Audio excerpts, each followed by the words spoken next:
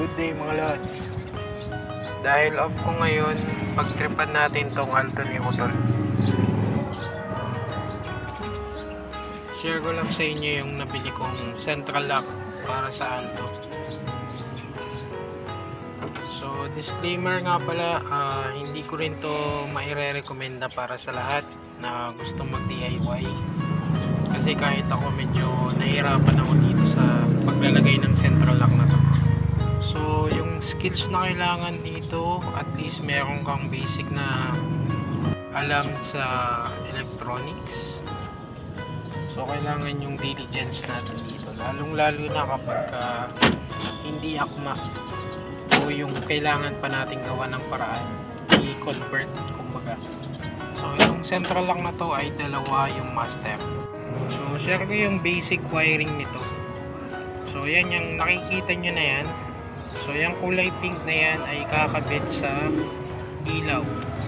Pwede yan sa park light, pwede rin sa signal light. Dalawa yan pwedeng ikabit. At yung pula, syempre basic yan, yan yung positive.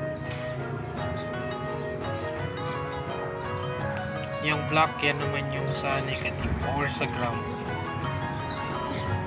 So dahil may dual function to, na may possible na pwedeng alarm, yung black pink na yan, yan yung kinakabit sa alarm or sa busina. So again, kapag nagwa-wiring tayo, kailangan i-make sure natin na babalot natin ng maayos, yung walang may expose na wire. So ito yung sa driver side, yan nakakabit na, and yung wire na tinipan natin, dyan ko pinadaan. Tapos pupunta sa likod yung sa slave naman na tinatawag. So ayan, master yan, yung sa driver side. So dahil sinabi kong dual master, pati yung sa passenger side ay master din siya. Meaning kapag nilock mo yan mula doon sa passenger side or sa driver side, malalak at unlock niya lahat ng pinto. So para dun sa mga gusto mag DIY, pag nagkabit kayo, medyo nagkaroon ako ng pagkakamali kasi dito